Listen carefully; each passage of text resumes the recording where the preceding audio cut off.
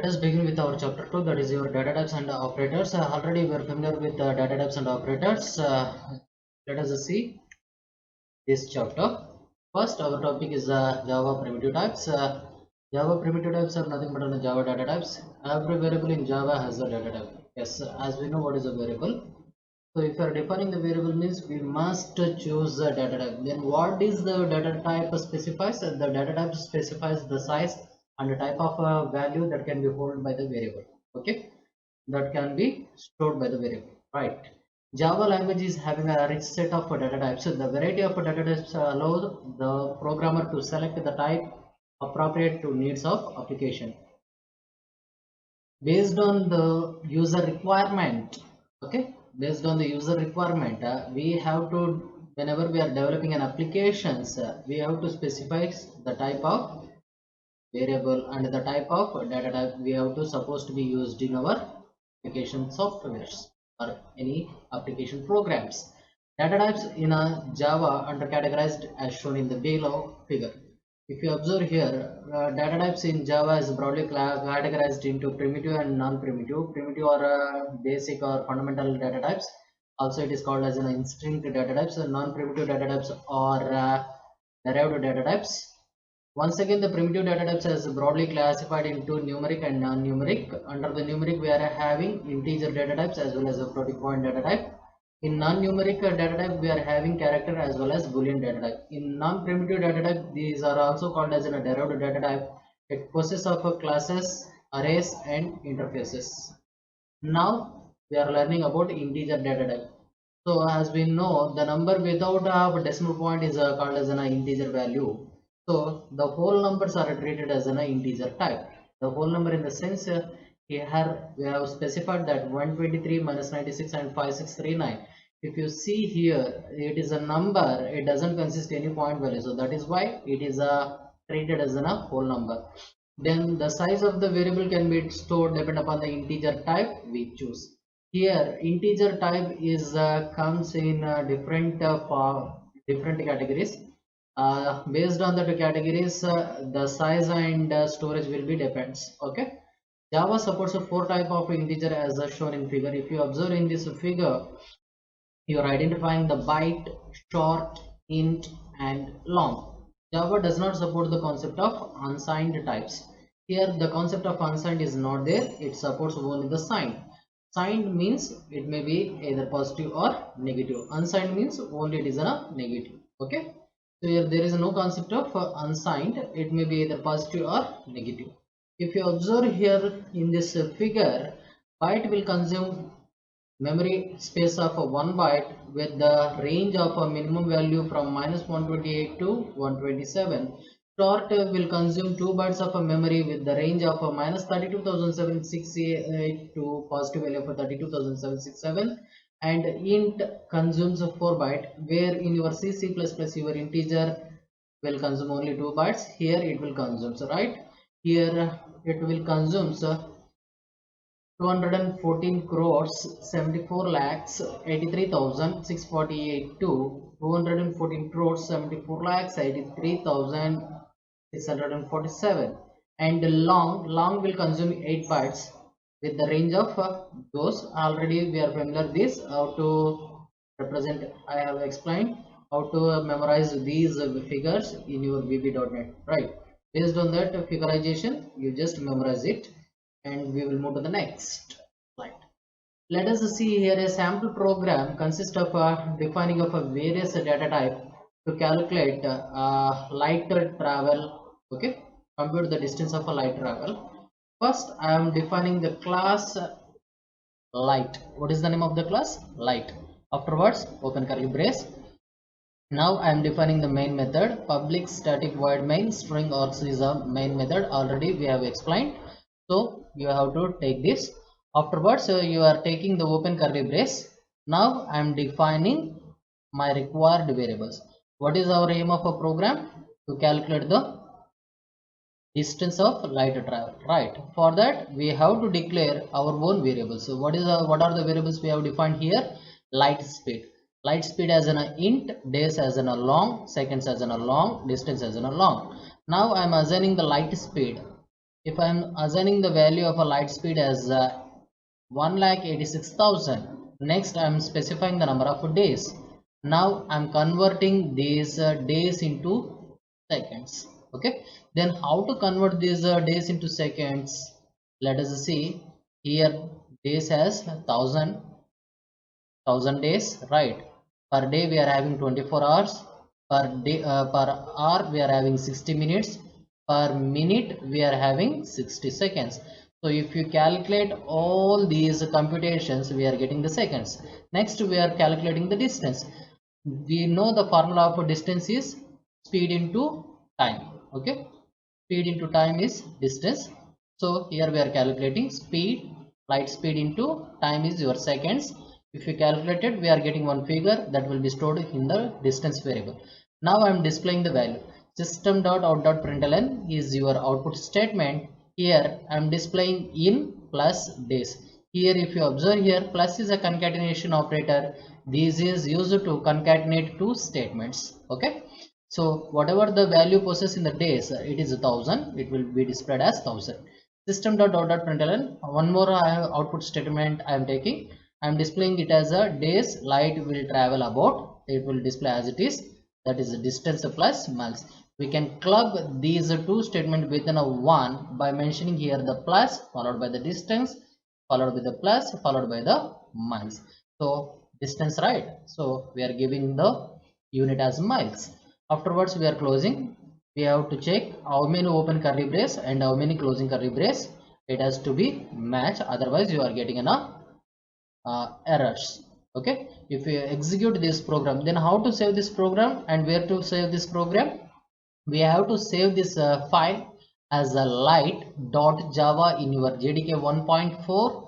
In the JDK 1.4 we are having the bin folder, right?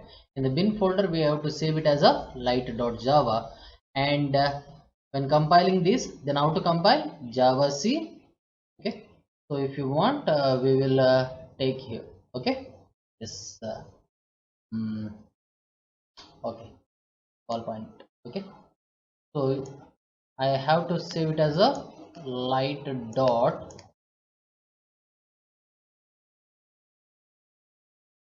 not required. We will okay, is somewhat difficult, no problem. Already we have explained in the previous slide. We just go through it. Okay, clear? Yes. Now we are moving to the next topic is floating point types. So we have seen the integer type, the whole numbers are treated as an integer type. Now we are moving to the floating point types. If you observe the floating point types, the whole numbers are with point values can be treated as an floating points. Okay, whatever the whole number you are taking, if it consists of a point, then it is treated as an floating points.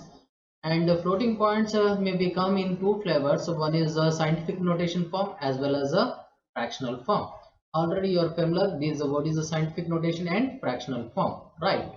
So if you observe here, fractional parts such as 27.59 and minus 1.375 known as floating point constants.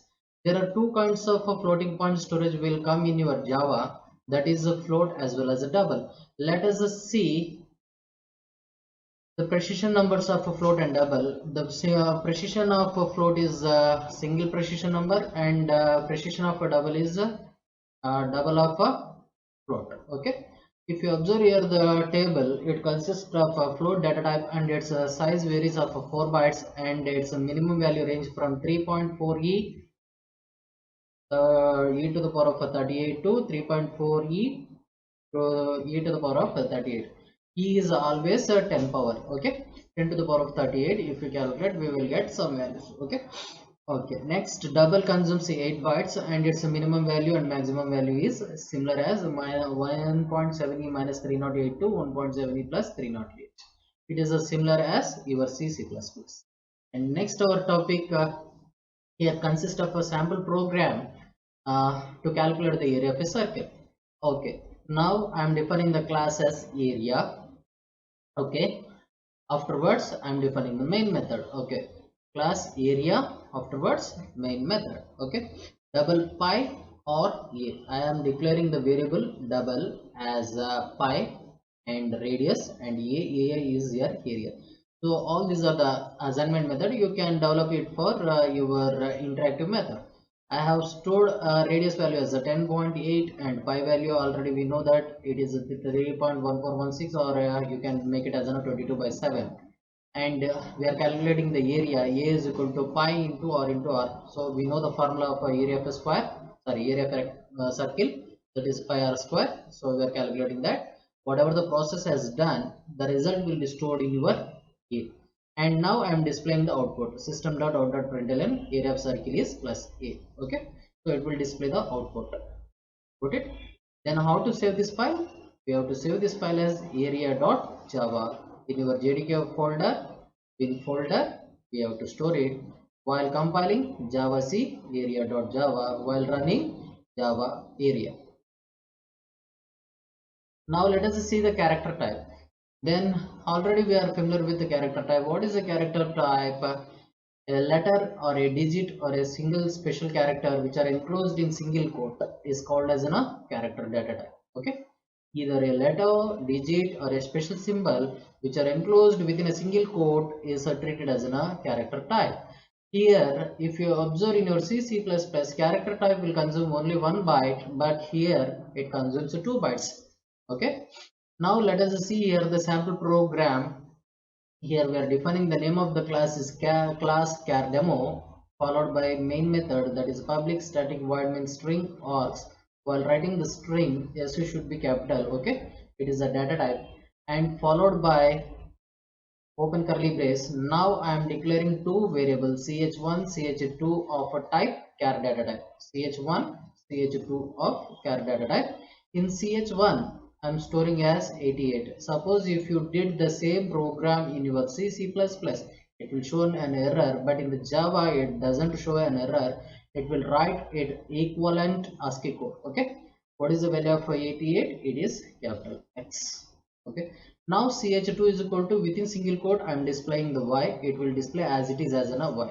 Now I am displaying the output by using the output statement system dot out dot print ch1 and ch2, and next I am printing system dot out dot println. So print means it will print a line means it will print in a line. Okay, so system.out.println, I'm displaying the ch1. In ch1 we have actually stored 88, but while displaying it is a character data type, it will display as a equivalent ASCII code. And in ch2 we have stored within a single quote as a y, so it will display the value as y. Here another sample program is exist. Let us see class char demo 2. Afterwards we are defining our main method followed by variables. Now I am declaring the variable as a ch1. In ch1 I am storing it as a value as x.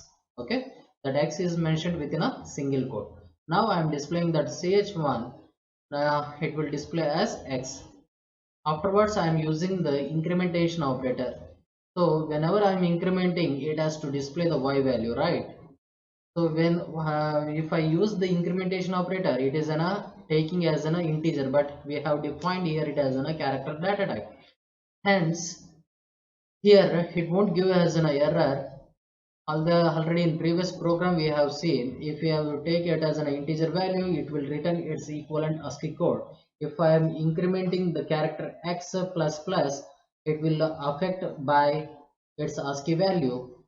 88 plus 1, 88 plus 1, it is a 89. Whenever you are displaying ch1, it will display y.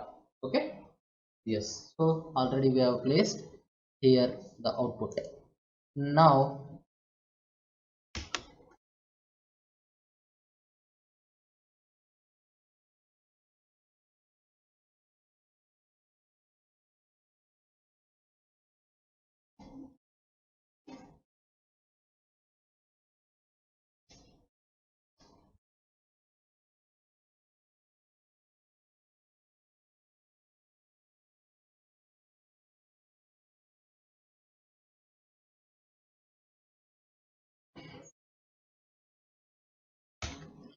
Let us begin. Our next concept is Boolean type. As been familiar with Boolean types for logical values, it will give two possible values, either true or false. And also these Boolean types of data types are specially used in the relational operations. That is when we are comparing whether A is greater than B or B is greater than A. For example, here we have taken as a condition as A less than B. Suppose if A value is less than B, it will return true. Suppose if A value is greater than B, it will return false. So also these kinds of expressions are used in your if condition as well as for condition. Okay, we are using in your conditional expression as well as looping statements also. Okay, let us see a sample program. Here we are defining the name of the class is bool test, followed by main method, that is public static void main, followed by open curly brace. Next I am declaring the variable type boolean. Boolean b. The variable b is a type of boolean. Now I am assigning the value of a boolean as a false. Okay, b is equal to false. Now I am displaying the output. If I display the b is plus b, what is the value we have stored? We have stored as false, so it is displaying as a false. Once again I am changing the value of a variable b as to true. Once again I am displaying the value of a system.out.println, then it will return true. Now I am taking as a conditional expression, that is if of b. So then how this statement will compare? If b equal to b. In b, what is the value we have stored? True. True equal to true. Condition true. Right. If the condition is the true, system.out.println, whatever the output we have given, it will be executed. This is executed we are getting. Now in the next line, what we are doing, we are changing the b is equal to false. If I change b is equal to false, then once again I am checking the conditional expression. If of b, false equal to false, false equal to false means if of a false means false. So it skips system.out.println, this is not executed. So whenever you execute this program, you never get this is not executed statement as an output. It will skips whatever the statement for after the this is not executed statement, it will be executed. So one more output statement we have taken, system.out.println 10 greater than 9 is, that is 10 greater than 9. Whether 10 is greater than 9, condition true. So it will directly returns. Okay. So already we have mentioned the output. Kindly go through it. Now we are moving to the constants or literals. So we know what is the definition of constant. Constants stands for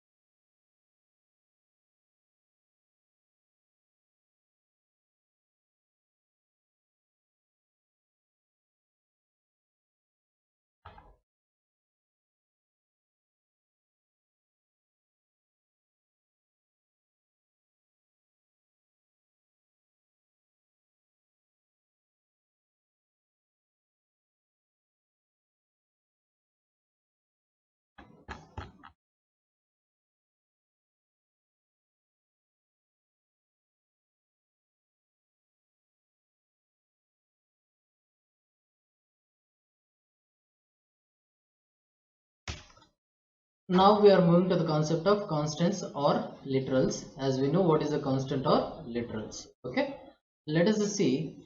Already we know the definition of a constant as constants are fixed values which doesn't changes during the program executions. In your Java constants are broadly categorized into two types. One is a numeric constant and another one is character constant. Under the numeric constant, it has broadly categorized into integer constant and real constant. The character constant, it has categorized into character constant as well as string constant. Let us see what is an integer constant. As we know, integer constant refers the sequence of digits. Okay, it refers the sequence of digits. There are three types of integers we are familiar with. Those are decimal integer, octal integer, and hexadecimal integer. Decimal integer consists a set of digits through 0 through 9, preceded by an optional minus signs. Means either it may be a positive or negative. If you observe some of a valid example, we have mentioned 123 minus 321 0654321. All these are the integer constant. So next we are going to be learning about some non-digit characters. So for example, if you have write 750 space 20 comma, these are the illegal numbers, it is treated as an error. So whenever we are defining these integer constants, whenever we are writing the numbers, we are not supposed to give all these formats. So these are the illegal numbers. Next, our integer constant is octa integer constant. Octa integer constant. So we are going to be using octa integer constant. Then how we are going to be using octa integer constant? We are using the octa integer constant by the combination of digits through from 0 through 7 with leading of a O, either O or 0. Okay, sometimes it is treated as an O. Notation is actually O. If you are specifying a preceded any number with O, then it is treated as an octal integer O37. So it clearly gives octal number of value. O I am mentioning as an octal integer O435. It is an octal integer and so on. Next our concept, next our integer is hexadecimal. Hexadecimal digits are it is easy to identify by using OX or 0x. Sometimes it is treated as a 0x and sometimes it is treated as an OX. So whatever the notation is, it is a 0x or OX is treated as an hexadecimal integer. Hexadecimal integer, actually in our decimal system we are having the number through 0 through 9. Here in hexadecimal we are having up to 16. After the 9, if I want to mention the digit 10 in hexadecimal, we are using some alphabetical characters, that is capital A through capital F, either capital A or capital F or small a to small f. It is treated the value as 10 to 15. Capital A represent small a represent 10, B represent 11, C represent 12, D represent 13, E represent 14, and F represent 15. So it is as 0 through 9 followed by A to F.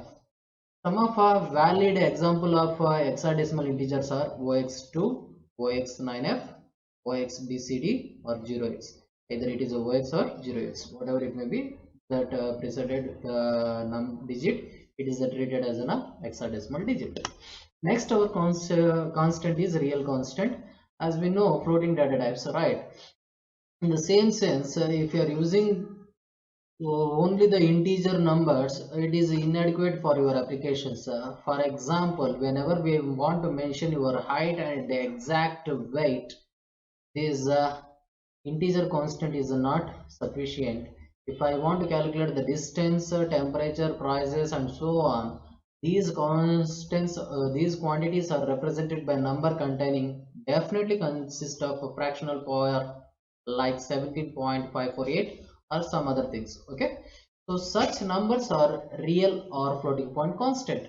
Further examples we will see here: 0.0083 minus 0.75. All these are the floating point because it consists of a number followed by the point. And next we can also represent the notation of this real constant in two flavors. One is a fractional part and another one is a exponent part. If you observe here, all these are the fractional part. Point followed by the values are treated as in a fractional parts, as we know. For example, if you did the example of pi, what is the value of a pi? 3.1416. How it has come? If you have taken the pi value as 22 by 7, if you calculate that 22 by 7, we are getting 3.14156, right?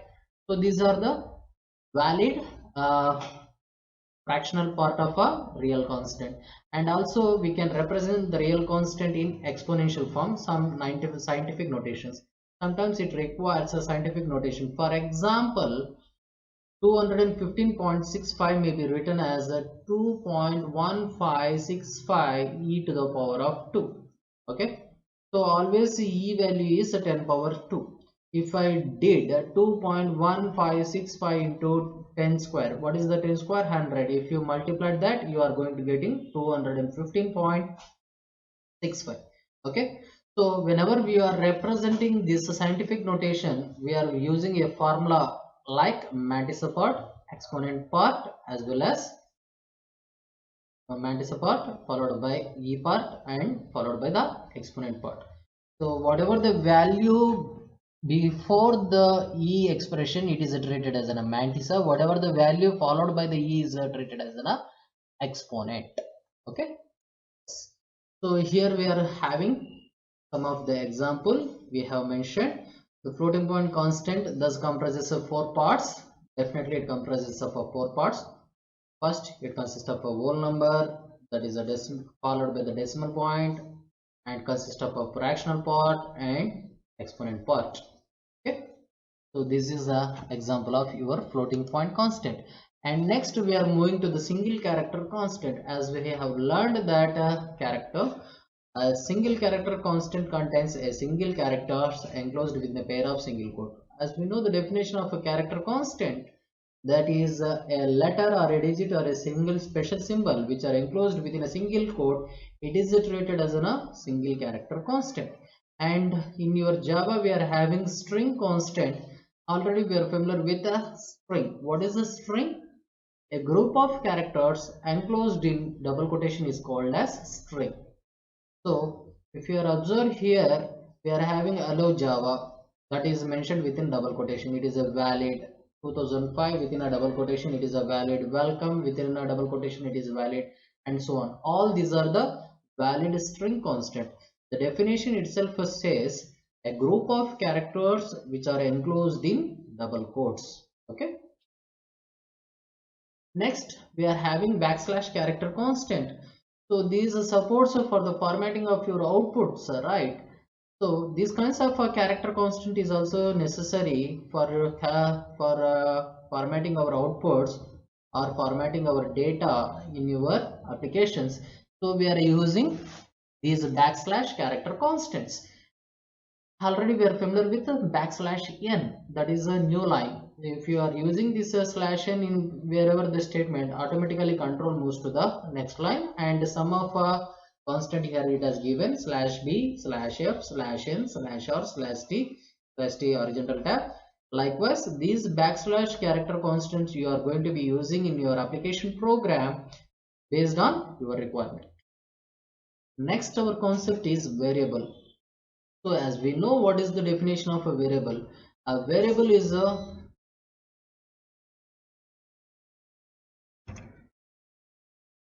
variable is an identifier that denotes a storage location used to store a data value.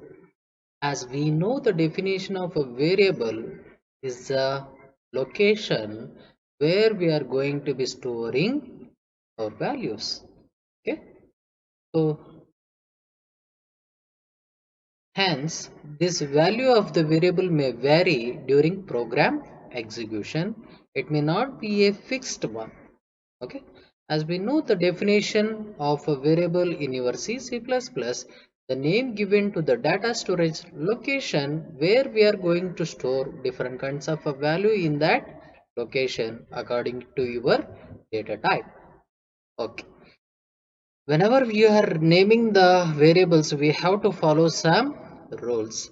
Here we have declared some average height, total height, class strength, all these are the name of the variable. We have given a identifier to that variable. Okay, and whenever we are ruling this variable, what are the rules we have to be follow?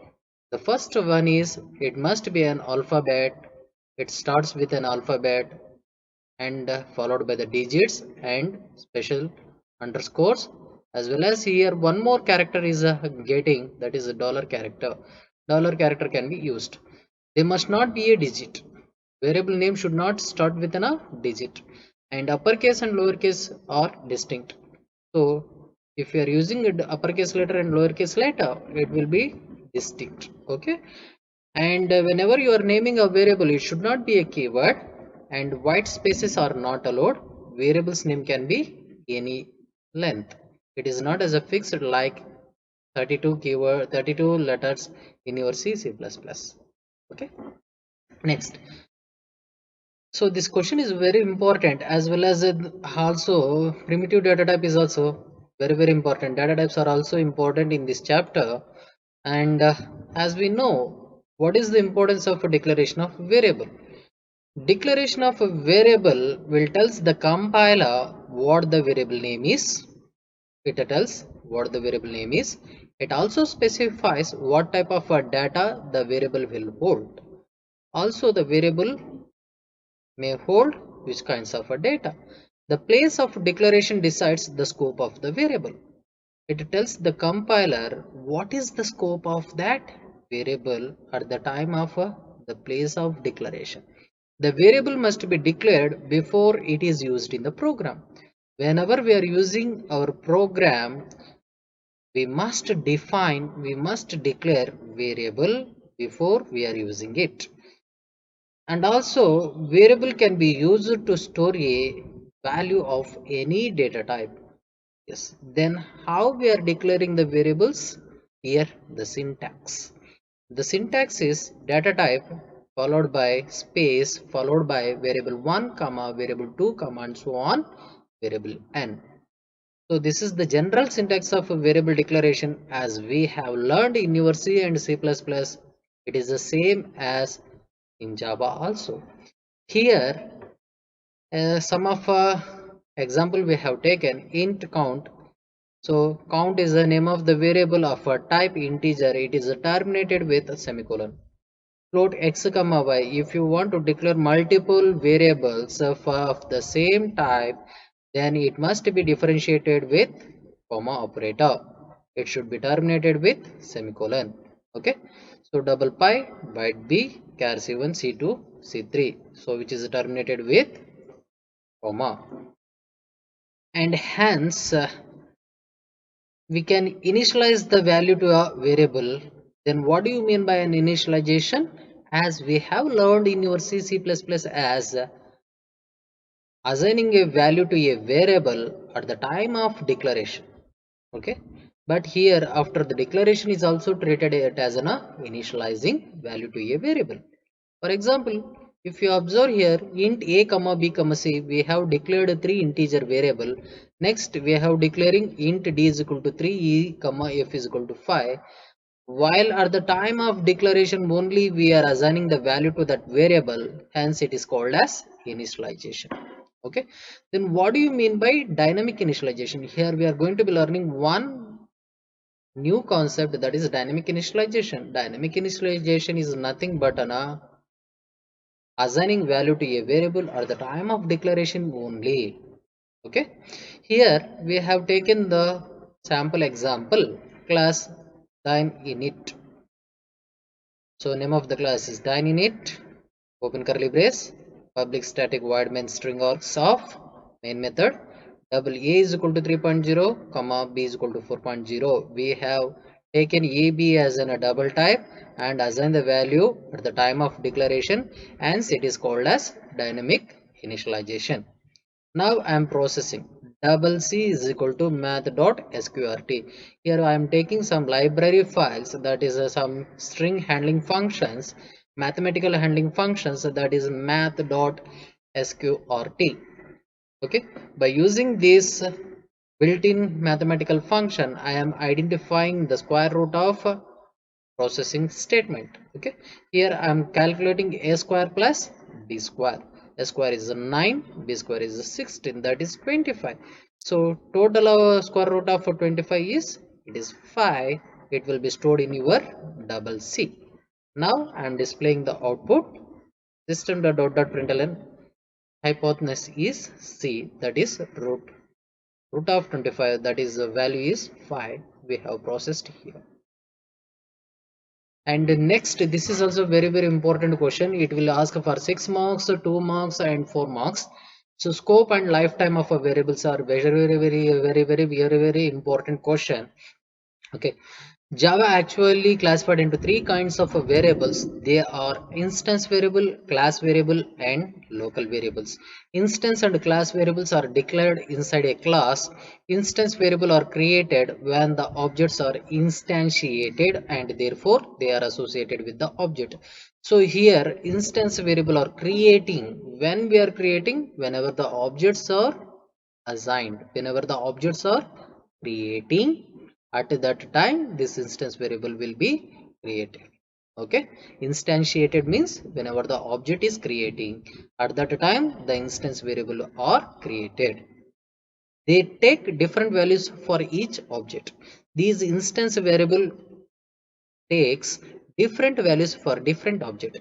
On the other hand, class variables are global to a class and belong to entire set of objects that class creates. Whatever the variables we have defined inside the class are treated as either class variables or global variables. They are belongs to the entire set of objects and class creates. Only one memory location is created for each class variable. So it doesn't takes different memory space.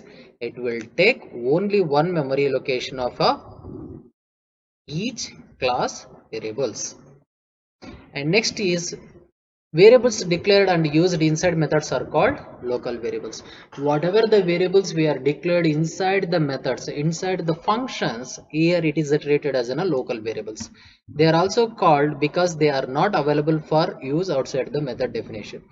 Because this local variable scope is within that function only, method definition only. Here method is nothing but a function. Within the function body, the scope of that variable will exist. Local variable can also be declared inside program blocks that are defined between the opening and closing curly braces. So obviously we are using the function definition. In the function definition, whenever you are developing that function definition, we are using open and closing curly brace. Whatever the variable inside that open and closing curly brace you have defined, it is treated as a local variable and its scope is written within that block only. These variables are visible to the program only from the beginning of its program block to the end of the program block. So that is the thing. Whatever the variable we have used within that block is available till to that block itself only. When the program control leaves a block, all the variable in the block will cease to exist. Okay. Whenever the program control leaves, whatever the control written in that block will be released. That is the line of statement. The area of the program where the variable is accessible is called its scope. The where we are accessing that variable area, then it is called as scope of the variable. Let us see here we have taken a block 1, block 2 and block 3. In the block 1 we have declared int x is equal to 0. It will visible throughout the program. In block 2 we have used open curly brace and followed by int n is equal to 5. That int n will be appear within that block 2 only. You are unable to access outside the block 2. In block 3 we have used one more local variable, that is int m is equal to 10, which is accessible only within the block 3 only. It is unable to access outside the block. Okay, whenever the control leaves this block, whatever the control holds, it will be released. So the same explanation has been here given. Here we are identifying the local variable scope. Here int n is equal to 5 is a local variable of a block 2. Int m is equal to 10 is a local variable of a block 3. Int x is equal to either class variable or instance variable. Let us see one example of this scope demonstration. I am taking the name of the class as a scope followed by open curly brace. Next public static void main string args. Afterwards open curly brace. I am defining int x. Okay, integer x, it is a class variable because we have declared inside the class. Now I am assigning the value to x as 10. I am writing one if block. If x is equal to 10, condition true. If whenever the condition meets, it will enter into the block, and in the block int y is equal to 20, then let us see here. I am displaying system.out.println. I am displaying x and y value. What is the x value? It is 10. And what is the y value? It is 20. Next in the line, I am doing that x is equal to y into 2. So then now what is the value of y? 20. 20 into 2, 40. Where the 40 I am storing? In the x. Okay. So whenever the block is finished here, if block has finished, clear? Yes. So now what is the new value of x? Here the x value is 40. Whenever if I want to access the value of y is equal to 100 outside of this block, it will leads an error. X is still known here. If you display here hex, then what is the x value? It will display as 40. It is not as a 10, it is 40. Okay. So now let us see one more example related to the lifetime of a variable. Now I am writing the class. The name of the class is lifetime, open curly brace. Next I am writing the main method, public static void main string args, followed by open curly brace int x. For x is equal to 0, for loop I am using x less than 3, x plus plus. So it is meeting the condition. Now int y is equal to -1. I am declaring one more local variable of y as -1. Now I am displaying the value of y. What is the value of y now? It will display as -1. Immediately I am initializing y is equal to 100. So once again I am displaying the value of y. It will show 100. Okay. Whenever the control comes out of this block and when the x becomes an increment, the control leaves here. Whatever the initial value is assigned, it will be allotted to this variable. Now x become on a 1 less than 3, condition true. It will enter into the block. What is the value you assigned, it will be taken, and whenever you displaying that, it will display as a number 1, and what is the value you assigned, it will display as a 100. Got it? So likewise it will take the lifetime of a variable. Okay. So that is the end of this chapter. To hope you will have understand this concept. We will continue in our next chapter.